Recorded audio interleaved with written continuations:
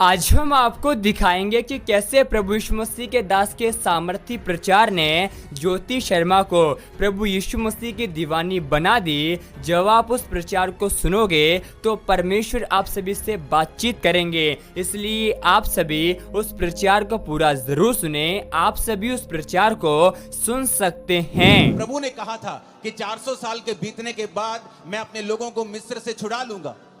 वो प्रार्थना करने लगे जब 430 साल बीत गए, जब भविष्यवाणी पूरी नहीं हुई, क्योंकि वो नहीं जानते थे कि कोई भी भविष्यवाणी अपने आप पूरी नहीं होती जब तक आप उस भविष्यवाणी के विषय में प्रार्थना नहीं करते। इसलिए नए नियम में लिखा हुआ है कि भविष्यवाणियों को तुच्छ ना जाना जाए, और जो भविष्यवाणी तेरे विषय में की गई हैं उनके अनुसार तू एक अच्छी लड़ाई को लड़े। पौलुस ने अपने बेटे, अपने स्पिरिचुअल सन तीमुथियुस से यह कहा। इसका मतलब भविष्यवाणियां अपने आप पूरी नहीं होती जब तक कि उन भविष्यवाणियों के विषय में लड़ा ना जाए। और हमारी लड़ाई इंसानों से नहीं, किसी पार्टी से नहीं, किसी धर्म से नहीं, बल्कि शैतान से है। और हम परमेश्वर के सामने भी प्रार्थना में लड़ते हैं जिस तरह याकूब लड़ा था और जीत गया था। तो वचन कहता है कि हमें प्रार्थना करना जरूरी है, और उन भविष्यवाणियों के विषय में जो हमारे लिए की गई हैं उनके लिए भी हमें लड़ना जरूरी है, यानी प्रार्थना में फाइट करना जरूरी है। तो वचन कहता है कि जब वो फंस गए वहां पर, उन्होंने प्रार्थना करनी शुरू की। जब उन्होंने प्रार्थना करनी शुरू की तो परमेश्वर ने अपने दास को भेजा, उन्होंने मूसा को भेजा। और बाइबल कहती है मूसा के वचनों के ऊपर जिन्होंने मन लगाया और ये विश्वास किया कि मूसा अपने आप से नहीं आया है, मूसा परमेश्वर की ओर से आया है, और जो परमेश्वर की ओर से ये वचन कहेगा हम उस वचन के ऊपर यकीन करेंगे और हमारी जिंदगी सेम नहीं रहेगी और हम गुलामी से छुड़ाए जाएंगे। वो गुलामी चाहे बीमारी की हो, वो गुलामी चाहे शैतान की हो, वो गुलामी चाहे मानसिक हो, डिप्रेशन की हो, वो गुलामी किसी भी तरह की हो सकती है आपकी लाइफ में। लेकिन वचन ये कहता है कि जब आप परमेश्वर के वचन को सुनते हैं और फैसला कर लेते हैं कि आज से मैं अपना दिल दिमाग परमेश्वर के वचनों के ऊपर लगाऊंगा, तो वचन कहता है वो गुलामी नहीं रहती। परमेश्वर आपको बंधनों से छुड़ाता है और गुलामी से छुड़ाता है। और उस वचन को जो उसने मूसा को दिया था और लोगों को छुड़ा लिया था, आज मेरा विश्वास है कि परमेश्वर जो वचन आपके लिए देने वाले हैं वो पूरी तरह से आपको और आपके परिवार को छुड़ा लेगा। इस मसीह जिंदगी में क्या सबसे ज्यादा जरूरी है? आज जितने क्रूसेड्स आज तक मैंने किए हैं, मैं one of the most important word मैं आज आप लोगों के लिए लेके आया हूं। कल रात से मैं परमेश्वर की प्रेजेंस में था, अपने परिवार के साथ नहीं था, और प्रभु से कह रहा था कि परमेश्वर तेरा आत्मा मुझ पे जाहिर करे कि तू अपने लोगों से क्या कहना चाहता है। तो वचन कहता है याकूब 5 उसकी 16 से 20 आयत में, इसलिए तुम आपस में एक दूसरे के सामने अपने अपने पापों को मान लो और एक दूसरे के लिए प्रार्थना करो जिससे चंगे हो जाओ। धर्मी जन की प्रार्थना के प्रभाव से बहुत कुछ हो सकता है। एलिया भी तो हमारे समान दुख सुख भोगी मनुष्य था, और उसने गिड़गिड़ाकर प्रार्थना की कि मेह ना बरसे, तो 3.5 साल बारिश यानी मेह नहीं बरसा। फिर उसने प्रार्थना की, आकाश से वर्षा हुई और भूमि फलवंत हुई। हे मेरे भाइयों, यदि तुम में से कोई सत्य के मार्ग से भटक जाए और कोई उसको फेर लाए, तो वह ये जान ले जो किसी भटके हुए पापी को फेर लाएगा, हर एक प्राणी को उस प्राणी को वो मृत्यु से बचाएगा और उसके पापों के ऊपर वो पर्दा डालेगा। सब बोलो आमीन। एक डेविड नाम का व्यक्ति जिसके अंदर इंडिया को बचाने का बोझ था, जब वो इंडिया में आया तो उसको भाषा नहीं आती थी, लेकिन वो एक बात जानता था कि वचन कहता है कि प्रार्थना के प्रभाव से बहुत कुछ हो सकता है। एलिया भी तो हमारे समान दुख और सुख भोगी मनुष्य था, क्योंकि जिनकी जिंदगियों से मिरेकल्स होते हैं या जिनकी लाइफ में मिरेकल होते हैं, लोगों को लगता है कि शायद ये आसमान से उतरा हुआ पुरुष है कोई, इसलिए इसके जब ये प्रचार करता है या ये प्रार्थना करता है, लंगड़े चलते हैं, शायद ये स्वर्ग से उतरा है। लेकिन वचन ये कहता है क्या फर्क था एक आम व्यक्ति में और एक एलिया में? एलिया भी तुम्हारे समान दुख सुख भोगी मनुष्य था, यानी उसके जीवन में दुख भी आते थे, उसके जीवन में तुम्हारी तरह सुख भी आते थे। लेकिन बाइबल कहती है कि वो तुम्हारे समान हमारे समान दुख सुख भोगी मनुष्य था। लेकिन जब उसने प्रार्थना की कि मेह ना बरसे, तो मेह नहीं बरसा। जब वो परमेश्वर का दास डेविड इंडिया में आया, उसे भाषा नहीं आती थी। उसने कहा कोई बात नहीं, अगर मुझे भाषा नहीं आती तो परमेश्वर तो मेरी प्रार्थना को सुन सकता है।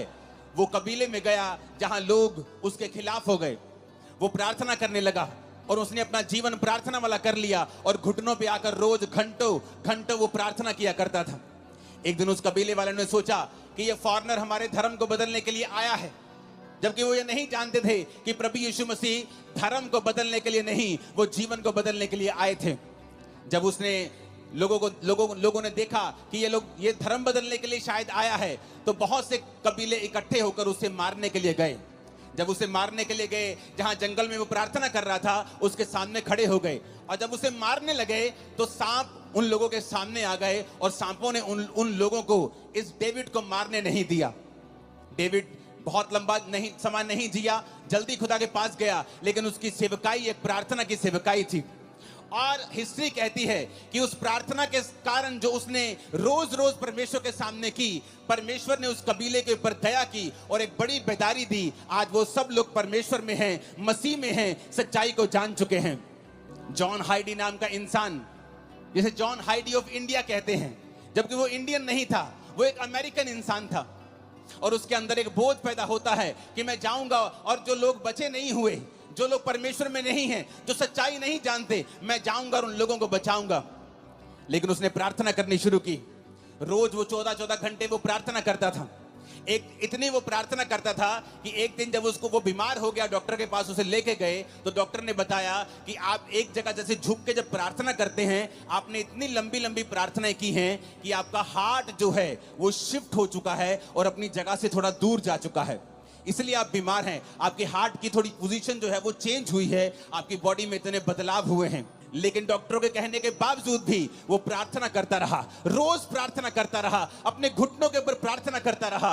और एक समय ऐसा आया कि परमेश्वर ने जिस इलाके में उसको भेजा था, उस इलाके में एक बेदारी शुरू हुई। लाखों लाखों करोड़ों लोग परमेश्वर में आने शुरू हुए। जब आज आप उन इलाकों में जाकर देखेंगे तो 100% 90% लोग मसीह में आ चुके हैं और परमेश्वर को ग्रहण कर चुके हैं। कारण क्या? एक व्यक्ति ने बाइबल के वचनों को समझा। उसने समझा कि एलिया भी हमारे समान दुख और सुख भोगी मनुष्य था, लेकिन उसने फैसला किया कि मैं प्रार्थना करूंगा। एलिया कहां नजर आता है? एलिया कहीं नजर नहीं आता बाइबल में एकदम से आपको। वो कहीं ऐसा नहीं है कि बाइबल में जब पहला राजा की पुस्तक शुरू होती है, दाऊद का जिक्र होता है। दाऊद के बाद पहले शाऊल राजा बनता है, उसके बाद दाऊद राजा बनता है, फिर सुलेमान राजा बनता है, सुलेमान के बाद उसके बेटे राजा बनते हैं, उसके पोते पड़पोते राजा बनते हैं। परमेश्वर में खड़े नहीं रहते, वो गिर जाते हैं। तब तक भी एलिया का जिक्र नहीं आता। लेकिन जब बाइबल कहती है पहला राजा 17 में जब एलिया का जिक्र आता है, पहला राजाओं 17 उसकी 1 से 6, तिशबी एलिया जो गिलाद के परदेशियों में से था, उसने अहाब से कहा। अहाब भी इजराइल का राजा था, जिसने इजाबेल से शादी कर ली थी, और वो सब कुछ परमेश्वर के वचन के विरोध में कर रहा था, और परमेश्वर से खुश नहीं था। वचन कहता है कि एलिया एकदम से पहला राजा उस 17 में प्रकट होता है। उससे पहले एलिया की कोई जानकारी नहीं थी, लेकिन एकदम से वो प्रकट होता है, और ये कहते हैं तिशबी एलिया। जैसे हम बोलते हैं वो पहाड़ी आदमी, वो पंजाबी आदमी, वो हरियाणवी आदमी, उसी तरह कहते हैं तिशबी एलिया एकदम से प्रकट होता है। इजराइल के परमेश्वर के नाम में शपथ खाकर वो राजा के सामने जाके बोलता है कि राजा, मेरे कहे बिना ना तो बारिश आएगी ना तो ओस पड़ेगी। लेकिन उससे पहले वो एक बात और कहता है एक आयत में तिशबी एलिया जो गिलाद के परदेशियों में से था, उसने अहाब से कहा, इजराइल का परमेश्वर यहोवा जिसके सम्मुख में उपस्थित रहता हूं। एलिया कहता, मैं आया हूं राजा, उस परमेश्वर के सामने जिसके सामने मैं उपस्थित रहता हूं। ऐसा जन जिसके कहने से आसमान बारिश देना बंद कर गया 3.5 साल। एक ऐसा पुरुष जिसने प्रार्थना की और आसमान खुल गया फिर 3.5 साल बाद। वो पुरुष जो कोई वीआईपी नहीं था, किसी राजाओं के खानदान से नहीं था, किसी प्रॉफिट से खानदान से नहीं था, एक आम आदमी। एकदम से पहला राजाओं 17 में उसका जिक्र होता है कि तिशबी एलिया नाम का एक पर्सन सीधा राजा के सामने जाके हियाव के साथ हौसले के साथ खड़ा होता है और कहता है, राजा, उस परमेश्वर की शपथ जिसके सामने मैं उपस्थित रहता हूं। आज कौन लोग बंधनों में हैं? कौन लोग गरीबी के बंधन में हैं, बीमारियों के बंधन में हैं? कौन लोग हैं जिनको शैतान सताता है? ये वो लोग हैं जो परमेश्वर के सामने घुटनों को नहीं टेकते हैं, जो एक दिन तो प्रार्थना करते हैं, दूसरे दिन प्रार्थना करना छोड़ देते हैं, जो एक दिन तो चर्च जाते हैं, उसके बाद दूसरे संडे छुट्टी कर लेते हैं, जिनको ये नहीं मालूम कि आपके पास एक पावरफुल हथियार है, प्रार्थना करने का हथियार। आपके पास अधिकार है, आपके प्रार्थना के प्रभाव से बाइबल कहती है बहुत कुछ हो सकता है। लेकिन आज शैतान ने विश्वासियों को भटका दिया है। आपका फोन आपकी प्रार्थना का स्थान ले चुका है। जब भी आप प्रार्थना करने के लिए बैठते हैं, आपको काम याद आता है, आपको व्हाट्सएप याद आता है, आपकी मम्मी आपको कॉल करने लगती है, आपकी बेटी आपको तंग करने लगती है, क्योंकि शैतान नहीं चाहता आप प्रार्थना करें। तिशबी एलिया, बाइबल कहती है, एक आम इंसान था। आप सोचते हैं मैं एक आम इंसान हूं, मैं कैसे अपनी जिंदगी को बदल सकता हूं? मेरा परदादा भी गरीब था, मेरा दादा भी गरीब था, मेरा बाप भी दिहाड़ी करता था, मैं भी गरीब हूं, तो परमेश्वर मुझे कैसे, हमारे परिवार में इतने सालों से चल रहा, कैसे बदल सकता है?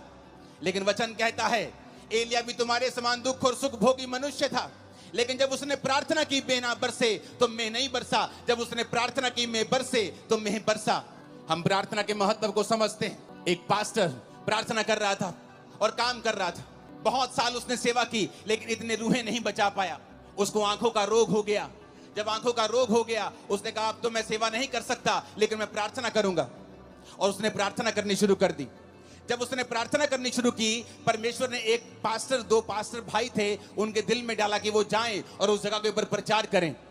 और हिस्ट्री बताती है कि जब उसने प्रार्थना की तो रिवाइवल शुरू हुआ। वो 16-16 घंटे, 14-14 घंटे रोज प्रार्थना करता था। और उस जगह पे जब रिवाइवल आया तो 1 लाख लोग रोज यीशु मसीह को अपना जीवन देने लगे और पूरा इलाका परमेश्वर में आ गया।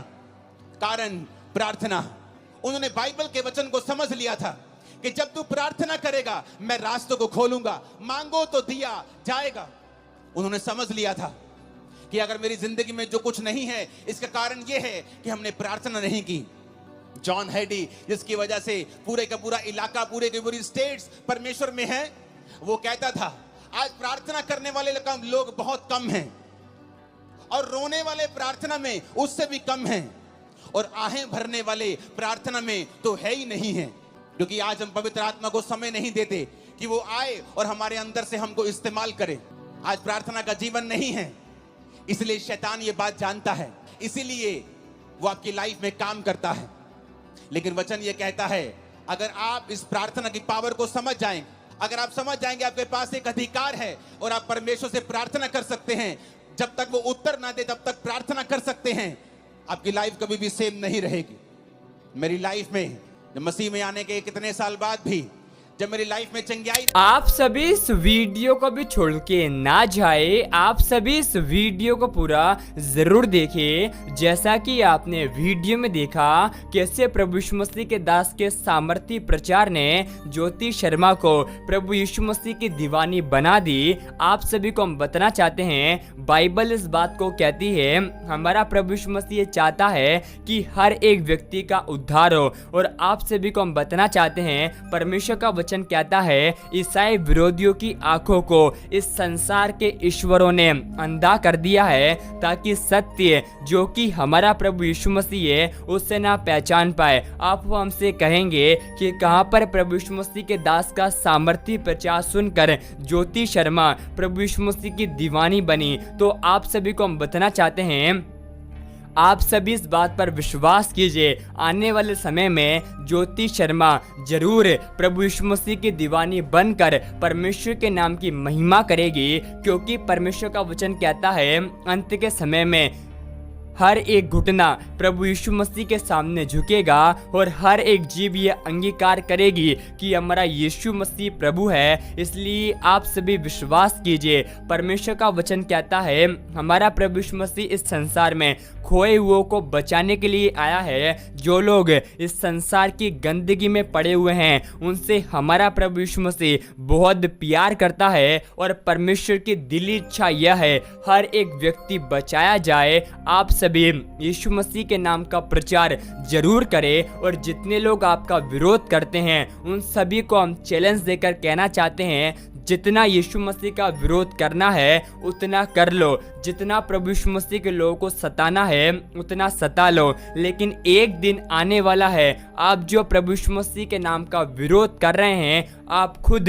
प्रभु यीशु मसीह के नाम का प्रचार करोगे। क्योंकि बाइबल में पौलुस भी प्रभु यीशु मसीह का विरोध करने वाला था, लेकिन जब परमेश्वर का अनुग्रह पौलुस के ऊपर आया वो परमेश्वर का बड़ा प्रचारक बन गया। उसी प्रकार आप सभी ईसाई विरोधियों का विरोध ना करे, लेकिन उनके लिए प्रार्थना करे, क्योंकि मसीह विरोधी भी प्रभु यीशु मसीह का प्रचार कर रहे हैं। बाइबल इस बात को कहती है, हमारा परमेश्वर यह चाहता है कि हम ईसाई विरोधियों का सामना करें, उनके लिए प्रार्थना करें, क्योंकि परमेश्वर का वचन कहता है, यदि तेरा बैरी भूखा हो तो उसे खाना खिलाना, यदि प्यासा हो तो पानी पिलाना, क्योंकि ऐसा करने से तू उसके सिर पर आग का अंगारे का ढेर लगाएगा। आप सभी इस वीडियो के बारे में क्या कहेंगे, आप हमें कमेंट में ज़रूर बताएं। और आप सभी को हम बताना चाहते हैं, परमेश्वर का वचन कहता है यूहन्ना 3:16 में, परमेश्वर ने जगत से ऐसा प्रेम रखा कि अपना इकलौता पुत्र दे दिया, ताकि जो कोई उस पर भरोसा करे वह नाश न हो, बल्कि अनंत जीवन को और बहुतायत के जीवन को प्राप्त करे। और परमेश्वर का वचन तो यहाँ तक कहता है, तुम जाओ और सारे जगत के लोगों को प्रभु यीशु मसीह के बारे में बताओ, पिता पुत्र पवित्र आत्मा के नाम से उन्हें बपतिस्मा दो, और देखो जगत के अंत तक सदैव मैं तुम्हारे साथ रहूंगा। अगर आप सभी इस बात पर पूरा भरोसा करते हैं कि परमेश्वर के सामने मसीह विरोधी घुटना टेकेंगे, तो कमेंट में आमीन टाइप करें। और आप सभी इस वीडियो को एक लाइक कर दे। और आप सभी को हम दावे के साथ बताना चाहते हैं, क्योंकि बाइबल कहती है आकाश और पृथ्वी टल जाएगी, लेकिन परमेश्वर का वचन कभी ना टलेगा, क्योंकि हमारा परमेश्वर कभी ना बदलने वाला परमेश्वर है। आप सभी इस वीडियो को एक लाइक करें। परमेश्वर आप सभी को बहुत आशीष दे।